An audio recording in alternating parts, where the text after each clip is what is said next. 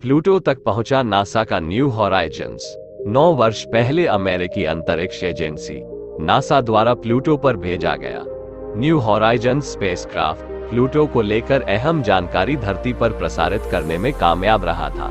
इस स्पेसक्राफ्ट द्वारा प्लूटो की ऐसी तस्वीरें भेजी गई हैं, जिनसे यह बात साफ होती है कि इस ग्रह पर करीब 11,000 फीट ऊंचाई वाले पहाड़ हैं। इन पहाड़ों पर बर्फ होने के संकेत भी मिले हैं। प्लूटो की यह तस्वीरें 12,500 किलोमीटर की ऊंचाई से ली गई हैं। इसके अलावा न्यू हॉराइजन्स द्वारा प्लूटो के अतिरिक्त शेरोन और हाइड्रा के फोटो भी जारी किए गए हैं, जिनमें कहा गया है कि जो पहाड़ प्लूटो के धरातल पर नजर आ रहे हैं वे करीब 1,000 लाख वर्ष पुराने हैं।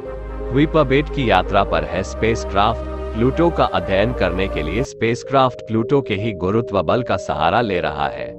इसकी गति अमेरिका के सबसे तेज लड़ाकू विमान SR-71 लॉकहीड से भी 16 गुना अधिक है। ये स्पेसक्राफ्ट 58,536 किलोमीटर प्रति घंटे की रफ्तार से प्लूटो के ऊपर गति कर रहा है। ये स्पेसक्राफ्ट कुइपर बेल्ट की यात्रा और अध्ययन भी करेगा। दरअसल कुइपर बेल्ट 3 खगोलीय पिंडों का समूह है, जिसमें होमिया, मेकमेक और प्लूटो शामिल हैं। होमिया और मेकमेक को ग्रह नहीं माना जाता है। प्लूटो पर बर्फ मिलने से वैज्ञानिकों को काफी दिलचस्प जानकारी मिली है। पहली बार किसी यान ने प्लूटो की तस्वीरें भेजी हैं। इससे वैज्ञानिक बेहद खुश हैं। इसके द्वारा बड़े पैमाने पर आंकड़े एकत्रित किए गए, जिनमें प्लूटो के हाई रिजोल्यूशन फोटोज भी शामिल हैं।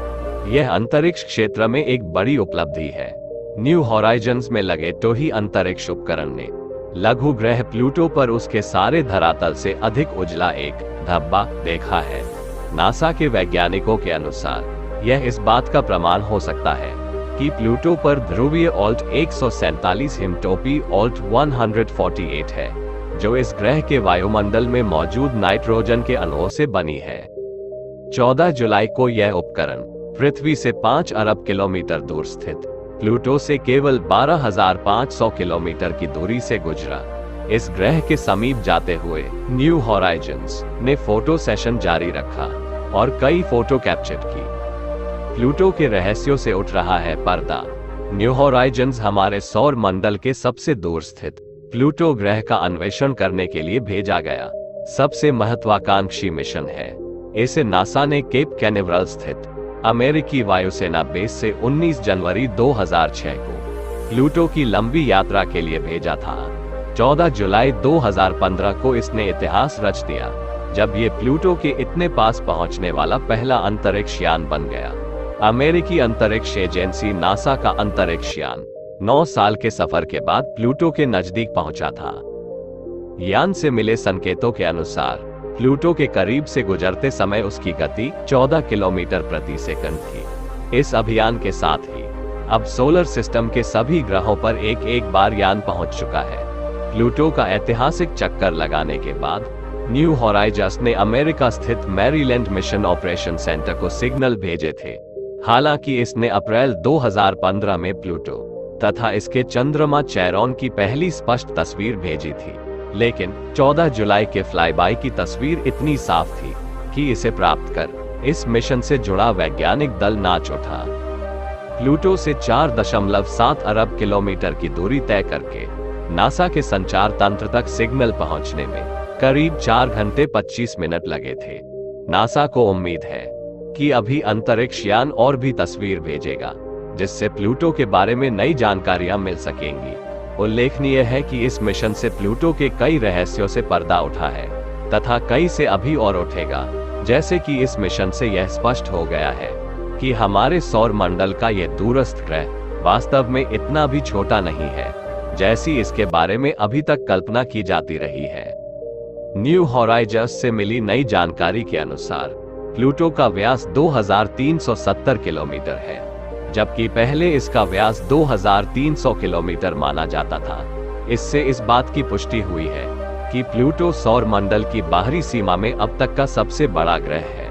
वैज्ञानिक अब जल्द ही इस मिशन से प्राप्त अन्य जानकारी से व्यापक निष्कर्ष निकालकर जारी करेंगे।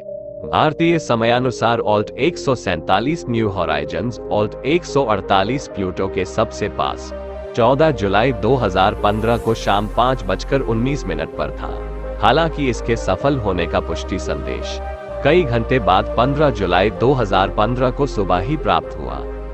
यान के उद्देश्य: इस मिशन का उद्देश्य प्लूटो, काइपर बेल्ट और प्रारंभिक सौर मंडल के रूपांतरणों की समझ विकसित करना है। ये स्पेसक्राफ्ट प्लूटो और इसके उपग्रहों के वायुमंडल, सतह और पर्यावरणीय दशाओं का अध्ययन करेगा और साथ ही यह काइपर के घेरे में पाए जाने वाली इकाइयों और पिंडों का भी अध्ययन करेगा। एक अनुमान के मुताबिक अगर तुलना करके देखें तो मैरीनर यान ने मंगल के बारे में जितनी जानकारी जुटाई, उसकी तुलना में ये यान प्लूटो के बारे में 5000 गुना अधिक आंकड़े इकट्ठा करेगा।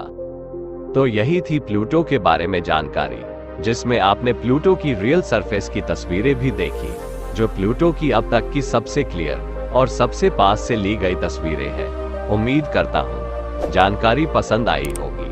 अगर पसंद आई है तो वीडियो को लाइक करके चैनल को सब्सक्राइब जरूर करें।